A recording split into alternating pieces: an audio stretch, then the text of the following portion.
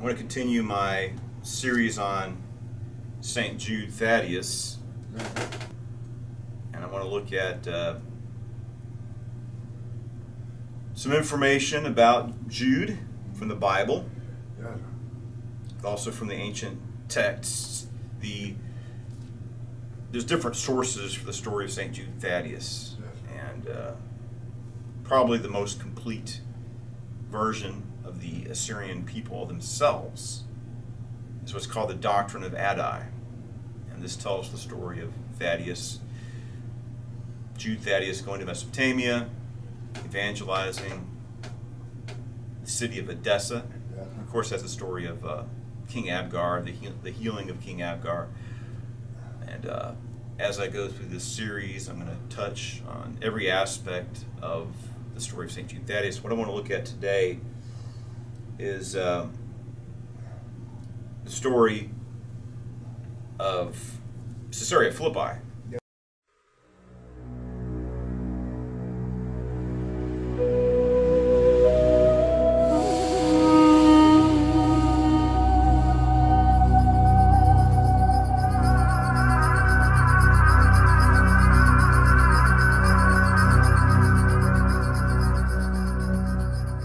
Years ago, I was able to go to Caesarea Phillipi. I won a scholarship with Biblical Archaeology Review magazine. Every January, they have a excavation edition of their magazine, and they feature different sites where do biblical archaeology. You can volunteer actually, or pay, or a lot of times it's volunteer.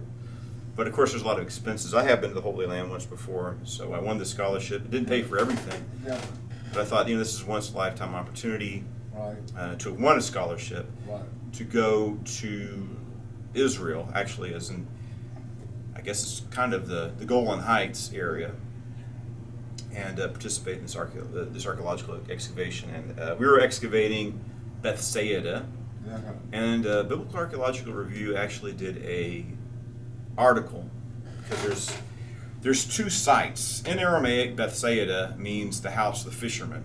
So that's what the big industry was along the Sea of Galilee. So there may have been more than one place that was called Bethsaida anyway, but which is the Bethsaida of the Bible?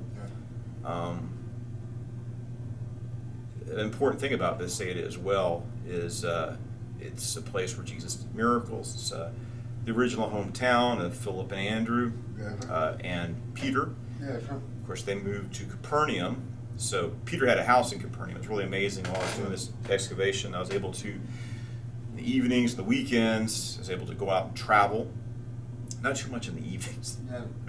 We would, it was a great experience. Of course, we would start early. They'd give us breakfast. We'd go out to the field and excavate all day long. And it's get dirt all over the place. It was kind of a dirty job, but it was a blessing. So we went to Capernaum, or I did, and Franciscan archaeologists excavated Bethsaida, and they found Peter's house. Some people say, how do you know for sure? I think there's enough evidence that it's very likely that's actually Peter's house. It's interesting. They built a church on top of it with like a glass floor, so you can go inside the church and look down into Peter's house. And the archaeologists did report. Well, we know in ancient times a church was built around the simple fisherman's house. Very ancient church, very ancient. I mean, the fisherman's house dates the time of Jesus. So in ancient times, they believed that this was Peter's house. It was a fisherman's house, and based on all of the excavations, the Franciscan archaeologists thought it was a reasonable conclusion, and I'm sure it's most likely correct. This is the house of St. Peter. What early Christians from the late 1st, early 2nd century believed was this house of St. Peter, which is so ancient that it's most likely the actual site. So that's it, St. Peter's house. And this is a description of what we have here. Aerial site. Excuse me, it's pretty amazing. So this is St. Peter's house. Valerie. Somebody. Here, could you hold this? Let me get in the... Point it towards me. Do you see me? Yep. Okay. This is St. Peter's house. According to discovery, an old church, a Byzantine church, was built over a first century fisherman's house. And they found inscriptions in here which led the archaeologists to believe that Christians in the late first, early second century believed this site to be the actual house of St. Peter. So whether it is or not, it's probably a very ancient tradition. And being that old, it's likely that it's an authentic site. Here it is. Thank you. My pleasure.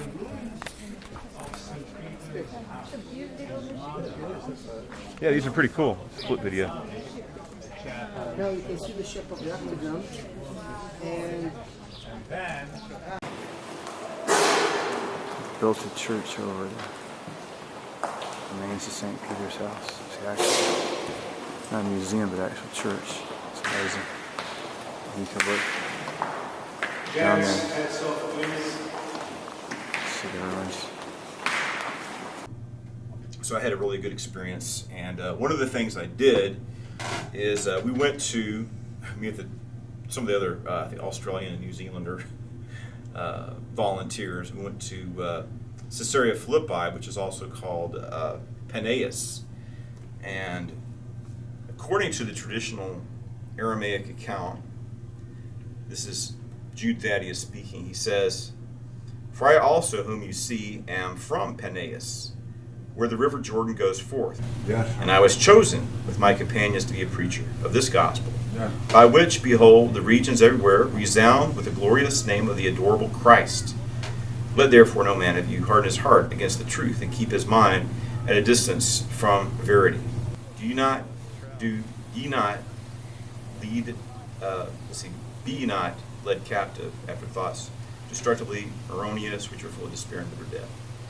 Be ye not overtaken by evil customs of the paganism of your fathers, and so keep yourselves, and then by doing so, keep yourselves at a distance from the life of truth and verity, which are in Christ. For those who believe in him are those who are trusted before him, who ascended to us by his favor, to make cease from the earth the sacrifice of heathenism and the offering of idolatry, that creatures should no longer be worshipped. We should worship him and his Father with the Holy Spirit. For I, as the Lord commanded me, behold, I preach and publish." Yes. So I actually enjoy the doctrine of Adi, and it's got the story of Jude Thaddeus, but it has a lot of good Yes. biblical evangelical Right. theology Yes. about conversion and Yeah. spiritual rebirth, Yes, sir. being saved. Yes. So it's a good reading, but it's interesting. According to this ancient source, Jude Thaddeus was from Paneas, which is also called Caesarea Phillipi, which figures a very important manner Yes. in the ministry of Jesus of Nazareth. Yes. So we went up there, and it's called Paneas because there's a sanctuary to the Greek god Pan. It's kind of interesting. I was looking at this. He's a satyr, right? What's a satyr? Well, I guess it's a man from the waist up. He's got little horns, right? Right. And a little grotesque face. And waist down is goat, right? So he has hoofs. It's like the traditional way we conceive of the devil looking, Right. actually, Right. right? Right. And how did well, the word pan comes from, panic, because somebody going through the woods, all of a sudden you stumble upon this creature. Yes. And it's interesting. Satyrs are mentioned, I think, like 3 or 4 times in the Bible. And of course, we think of this as a mythological creature. So what is the Bible talking about? I guess these would be seen as demonic entities.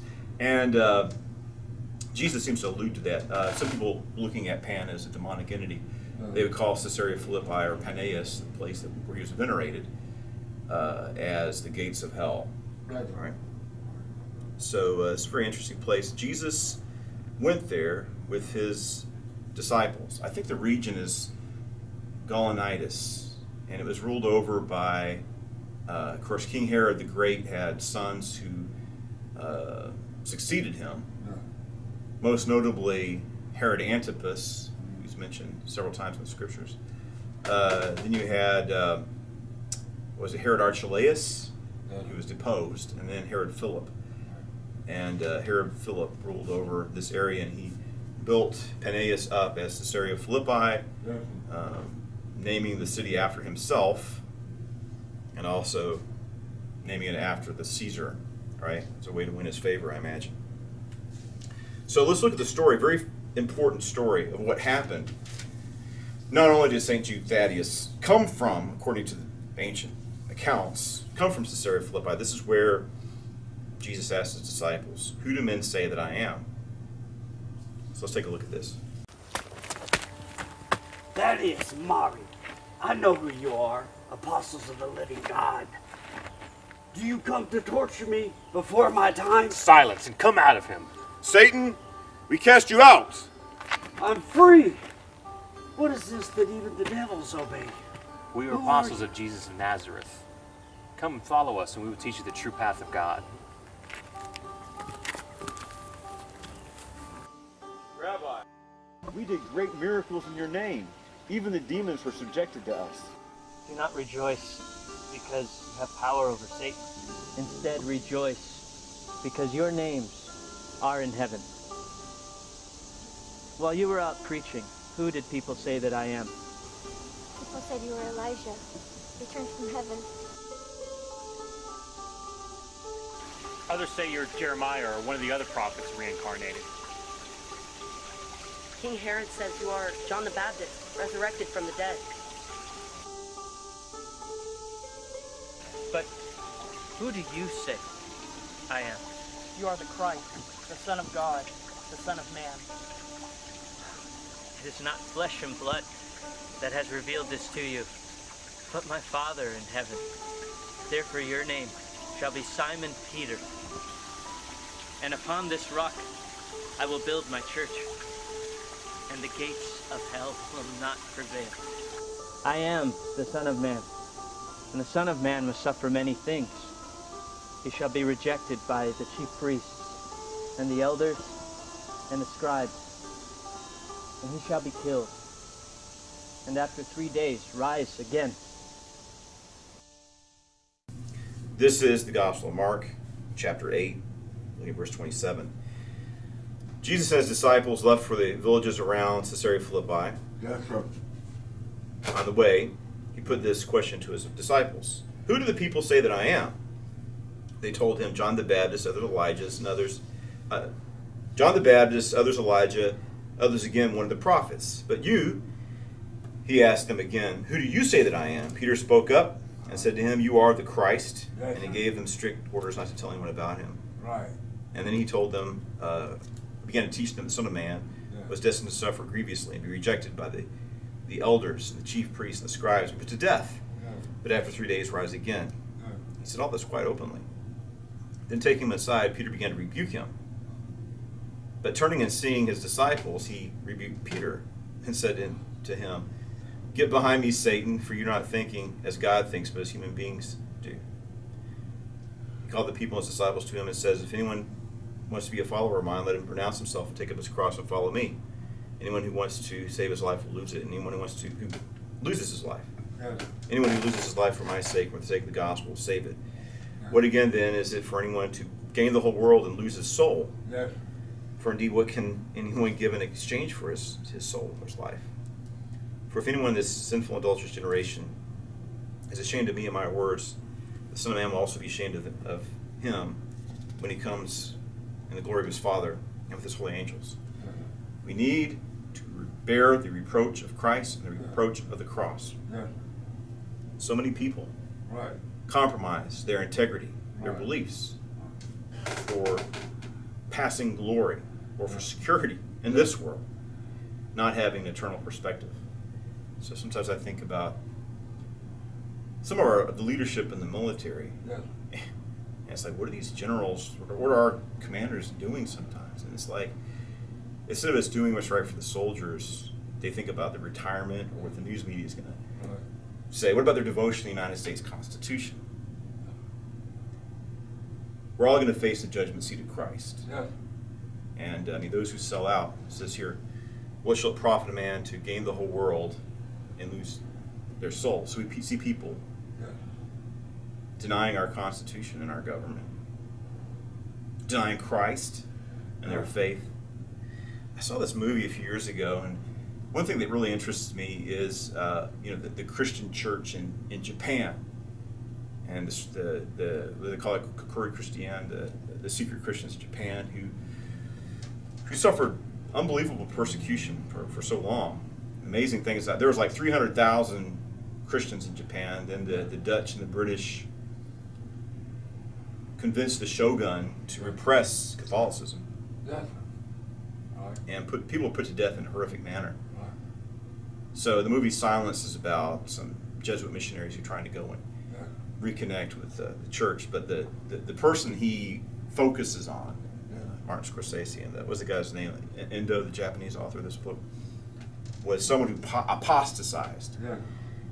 And the movie seems to be suggesting it's like, it's okay to deny the Lord or apostatize, as long as you're true to you secretly remain true in your heart. But I don't think that's true, right? And there's so many people. You see some individuals in the film who embrace martyrdom, and their heroism, their courage inspires us. But Martin Scorsese, who made a blasphemous movie, The Last Temptation of Christ, he extols, and praises compromise, fear, denial, and blasphemy. So the sacrilegious movie, The Last Temptation of Christ, it's terrible. And he's a very talented director. Actually, somebody could go through the Last Temptation of Christ to make a good movie out of it, probably 30 minutes long. So it's sad to see that he does have perspective and talent, and yet he didn't use these abilities to glorify God, but to mock and blaspheme. There's going to be accountability for that, right? So this is very important. I've said this before, and I want to mention this again. Jesus says, whoever desires to come and follow after me, let him deny himself, pick up his cross, and follow me. And for at least 3 of the apostles, this wasn't a metaphorical cross. This is a literal cross. Peter was crucified upside down in Rome. Philip was crucified in Hierapolis, which is today Turkey. Andrew was also crucified in Scythia on an X-shaped cross. And there's different traditions, but it's possible that one of the other apostles might also have been crucified. I think Bartholomew was crucified, but was taken down from the cross and survived, only to be martyred in a later time. So we have a cross to bear. Are we willing to bear the cross? I think there's an old hymn, must Jesus bear his cross alone and all the world go free? No. There's a cross for you, and there's a cross for me. Also, I want to look at something. I'll mention this and explore in another lecture. Who do men say that I am? Some say John the Baptist, who was beheaded. Others Elijah, and others again one of the prophets. So there's a lot of similarities in the ministry of Jesus of Nazareth and Elijah and Elisha. And Elisha operated with a double portion of the spirit of Elijah. So there's that. We know Scripture says that Elisha operated in the spirit of Elijah. So I have another teaching, which I'm going to give soon, where I explore, yes, John the Baptist came in the spirit and the role of Elijah as the forerunner. But the spirit of Elijah was also upon Jesus. And in some ways, more than it was upon John. But John played the prophetic role. Malachi, the Messiah would come. The Elijah would come to prepare. So the spirit of Elijah dwelt on John the Baptist, came in the role of Elijah preparing the way of the Lord. But that's a very deep and interesting teaching. I want to look at the other account. It's about Peter. In the Catholic Church, of course, they believe, it's an article of faith, that Peter is the founder of the Catholic Church, the Church of Rome. So in Matthew chapter 16, we see a different account. Scholars believe that Matthew's gospel was composed in Antioch, which, according to the book of Galatians, is the city that Peter went and ministered in before he went to Rome. Now, the stories of Peter in Rome are very ancient, and I believe they're true. Some Protestants like, oh, no, Peter didn't really have this role. And we see that Jesus rebuked Peter. And Paul in Galatians also rebukes Peter. That could be something good about Peter, that, obviously he's able to take reproof sometimes from Jesus and then from Paul himself, and yet he still, like Protestants reject the idea of papal primacy to Peter. They reject that. But I think that scriptures are clear that Peter has primacy. In the Gospel of John, it seems to elevate the position of John above that of Peter. John's leaning on Jesus' bosom, Peter's a little ways away in the table. So other things where John brings Peter into the trial of Jesus, or in the courtyard at least. John goes to the empty tomb first and believes on seeing the empty tomb. So there's other indications of that. But as much as the Gospel of John elevates the position of John, it concedes that Peter had this important role as well. So all the lists of the 12 apostles in the scriptures, Peter is first. That doesn't mean James, the brother of Jesus, had authority over Peter, but he wasn't one of the 12 apostles. He was the brother of Jesus and the bishop of Jerusalem. So I think it's the role of Peter as the first of the 12 apostles. It is clearly taught in scriptures. And since, I guess Matthew goes to Antioch, he writes this gospel. And since Peter had been in Antioch, we see a greater focus on Peter than we see in the other gospels. Like the story of Peter walking on the water is only found in Matthew's gospel. And also a statement here. We read the earlier account by Mark, but let's look at how it's recorded here in Matthew chapter 16, verse 13. When Jesus came to the region of Caesarea Philippi, he put this question to his disciples: who do the people say that the Son of Man is? And they said, some say John the Baptist, others Elijah, and others Jeremiah or one of the other prophets. But you, he said, who do you say that I am? Then Simon Peter spoke up and said, you are the Christ, the Son of the living God. Jesus replied, this is only in Matthew's gospel, Simon, son of Jonah, you are a blessed man. You're a blessed man because there's no human agency that revealed this to you, but my Father in heaven. So now I say to you, you are Peter, and upon this rock I will build my church, and the gates of the underworld can never overpower it. I will give you the keys to the kingdom. Whatever you bind on earth, we bind in heaven. Whatever you loose on earth, we loose in heaven. And he gave his disciples strict orders that they were to tell no one that he is the Christ. So Luke chapter 9 also has the account of Caesarea Philippi, and I don't think it has this unique Petering, these unique statements about Peter. They're unique to the Gospel of Matthew for the reason which I mentioned. So Luke 9:18, we have the story, and it's very simple. Actually, it's more condensed than what we see in Mark's Gospel. But let's look at it. I mentioned Elijah. Elijah and Elisha, they fed multitudes with, a few pieces of bread. They cleansed lepers. They raised the dead. They gave deceased children to their widowed mothers. So there's these similarities, and people expected. Like, for instance, when Jesus is at the Nazarene sermon, his first sermon, he mentions Elijah. When he was on the cross, he cries out, Eloi, Eloi, lama sabachthani. And the people, he's saying in Aramaic, he's quoting from Psalm 22, Eloi, Eloi, lama sabachthani. My God, why hast thou forsaken me? It's Aramaic. Right. The soldiers thought they thought, when they heard Elaha, or Eloi, they thought he was calling on Elijah. Because Elijah means, Elijah in Hebrew is Eliyahu. Yes, Elahu, but see, Elahi and Eliyahu, I guess, it sounds similar. So they thought he was calling on Elijah. So we see Elijah invoked at the very first sermon of Jesus, his inaugural sermon, but also there at his crucifixion. And I mentioned how James and John are trying to, when the Samaritans rejected Jesus, they wanted him to call down fire from heaven the way Elijah did. So people recognized the power of Elijah operating in the ministry of Jesus. Jeremiah, why is Jeremiah mentioned? He's the weeping prophet. And I think it's Luke's gospel that mentions Jesus looking on Jerusalem and weeping over the city. Yeah. Oh, Jerusalem, Jerusalem, my heart's desire was to gather you to my bosom like a mother hen, but you would not. Right. Therefore, destruction is coming upon you.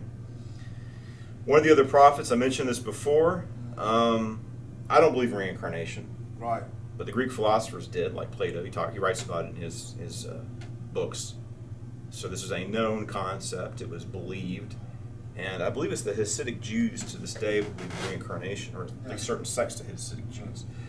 You have, I remember this controversy, it's been several years ago, where some rabbis said that perhaps the Jewish victims of the Holocaust were atoning for sins in previous lives. You know, that got people upset. He said, "Well, I'm not." He says, "I'm not saying that they deserved, the Nazis weren't bad, but people they criticized him for making those comments." And this was like a Hasidic rabbi showing that they believe in that concept of reincarnation. I think it's found in the Aramaic Kabbalah and other texts. So apparently, certain Jews believe that perhaps Jesus was a reincarnation of Jeremiah or one of the other prophets. Now, Elijah did not die a natural death. He was carried to heaven. He wasn't translated like Enoch, but he's one of the few people in the Old Testament who didn't experience a natural death, but was transferred to heaven. So let's look at these other, Simon, son of Jonah, you are a blessed man. Man has not revealed this to you, but my Father which is in heaven. Therefore I say to you, you are Peter, upon this rock I will build my church. So here in Antioch, the idea that Peter went to that community, as the book of Galatians says he did, that was very important. And they're here recording what Jesus Christ himself said about the status of Peter. Later on, Peter went to Rome, but Antioch and Rome are two cities. Now, the fact of the matter is,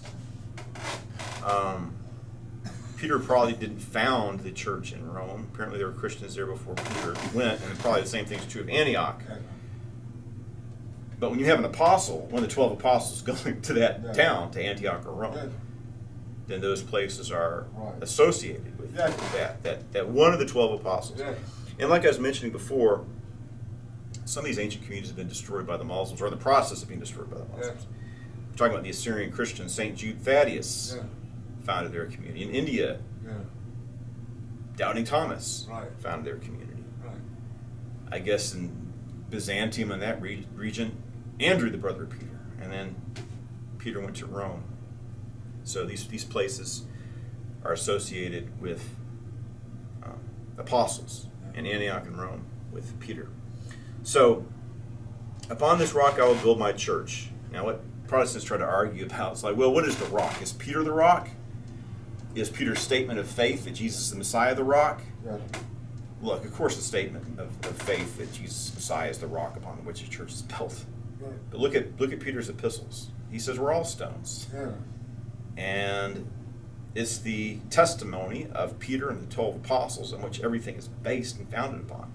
So Peter's a rock upon which the church is founded. I think that's indisputable. That doesn't mean the Pope's always right, but that's who Peter was according to the Scripture. We follow the Scriptures. We follow Jesus Christ. Honestly, I respected Pope Benedict. He was a very godly man. He was a good theologian. Made mistakes like everybody else does, but he served Christ in devotion, but also in truth. Wrote commentaries in the Bible, focused on Jesus Christ. That's the way forward for Christian unity. Pope Francis, of course, the world hated Pope Benedict because he's affirming Christian tradition. The world hates the truth. Jesus talks about this in the Gospel of John. Pope Francis is more popular because he's taking up left-wing causes, and a lot of people in dominant positions of authority and power like that. So while they attacked the papacy of a man who was striving to be faithful to the gospel and to Christian tradition as much as he understood it, I'm not saying, of course, I'm not Catholic, so I don't agree with everything he said, but I believe that's his intent. The world attacked him. So you have another pope who's concerned about left-wing politics, and he receives the world's praises. It says something very important here, and the gates of hell, or the underworld, can never overpower the church. So far, the church has endured. This is very interesting here. Either the Greek word Petros, or even as it seems its Aramaic equivalent Kepha, was used as a personal name before Jesus conferred it on the apostles' leaders to symbolize that he was the apostles' leader, that he was the part which he used to play in his community. And it says, this change of name had possibly been made earlier. According to the Gospel of John, Simon, the son of Jonah, was called Peter by Jesus when Jesus first met. You read that in the first chapter of the Gospel of John. He looks upon him and says the Aramaic form, you are Kepha. But upon Peter he's going to build his church. It's interesting, it says here that the gates of hell shall not prevail against the church. And we see the great gates of hell trying. We're in a great spiritual conflict. And it seems people think that, Christianity is the way out. It's in decline. Church membership is declining. But we'll see what happens. This commentary, this is the New Jerusalem Bible. Greek, Hades. Hebrew, Sheol, the dwelling place of the dead. Here is personified gate suggests the powers of evil, which first lead people to that death, which is sin, and then imprison him once for all in eternal death. The church's task is to rescue the elect from death's dominion, from the death of the body, and above all from eternal death, so that it may lead them into the kingdom of heaven. And this church follows its master. Of course, Jesus descended into the underworld, conquered death, hell, and the grave. And the Eastern churches is very, and we talked about this before, the herring of hell. How Jesus conquered death, hell, and the grave. There's a lot of deep teachings here. We'll discuss later. Mentions the keys of the keys of the kingdom. On the front page of the King James Bible, you can see these. You see the apostles.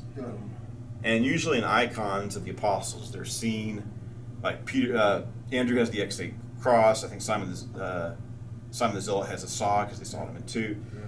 Thomas has a spear because he was pierced through with the spear. Peter, his symbol is the upside down cross. Yeah, he's crucified all the time. That's right. But his other symbol is the keys of the kingdom. Right. I want to mention about the upside down cross. Satanists have tried to co-opt that symbol, But it's St. Peter's cross, because Peter, according to the ancient traditions, Gospel of John says Jesus prophesies to Peter that when he's an elderly man, he will be taken to that, be stretched out and taken to that place he doesn't want to go. I mean, he's prophesying that Peter's going to be crucified.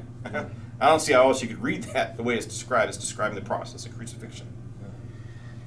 So Peter was crucified upside down because he says, well, I'm not worthy to die in the same manner in which my Lord has died. So they crucified him upside down. So probably in the late 60s, Satanists began turning the cross upside down, not to remember St. Peter, but to try to do it as an act of sacrilege. Right. And then the movies, horror movies have promoted that. So it's kind of sad, It's just like the rainbow, right? The rainbow is the symbol of the new world, of hope for the future, of goodness, of God's covenant with man, that he's going to show us mercy. New beginnings, hope, the meaning conferred upon the rainbow after the flood of Noah. So it's a biblical symbol. But perverts have taken the rainbow and they use it for their purposes, to twist and corrupt a sign that God has given to mankind. And so the symbol of Peter, I think even in the movies, the Conjuring, which is about these two Christian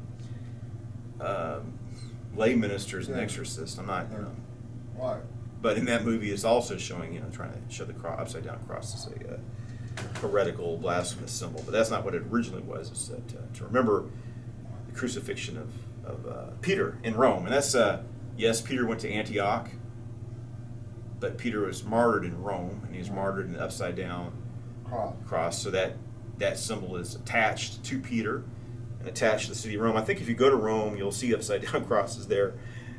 And it's because Peter was crucified upside down in Rome. And the symbol is to honor Peter and his sacrifice and martyrdom, not to blaspheme, not as I mean, it's the motivation of the heart, right? If someone twists the cross upside down to commit the sin of sacrilege, and then they're committing a sin of sacrilege. But they're misusing a historic Christian symbol. God will judge them for that, right? So we can use this symbol as what it was meant to. So this is very important, and that's why we need to be the church triumphant, right? Who does the devil think he is? People get all scared. Oh, look at these evil forces. The President of the United States advocating perversion, wickedness, harming children. Let's castrate little boys. Let's do double mastectomies on little girls.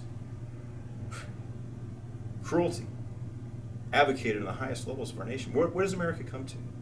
I don't know. Jesus said, if you hurt a child, it's going to be better for you to have a big millstone tied around your neck and be thrown in the deepest depths of the sea. God will judge these people. I don't care who they are, what kind of position you assume or try to take upon yourself. We're all going to stand before the judgment seat of Christ. That's what the equivalent passage, the Gospel of Mark, we see the importance of us keeping an eternal perspective. So, this story is connected to Saint Jude Thaddeus because that's where Saint Jude Thaddeus came from. It's his hometown, according to the ancient accounts. As we read the Aramaic doctrine of Addai. And it was an amazing experience for me to be able to participate in an archaeological excavation of the towns and cities where Jesus' apostles came from, where Jesus did ministry, and to actually go and see the archaeological remains, the city of Paneas, this place that Jesus blessed with his presence, even though it was considered a hellish place, right? We're going to drive the devil out. And we're going to transform places which were dark and sinister. We're going to make them places that glorify Almighty God and deliver them. The gates of hell cannot prevail against God's truth. Jesus Christ is King of Kings, Lord of Lords, and he's going to reign on earth forever. So we'll conclude with that. So thank you, and God bless you. God bless you.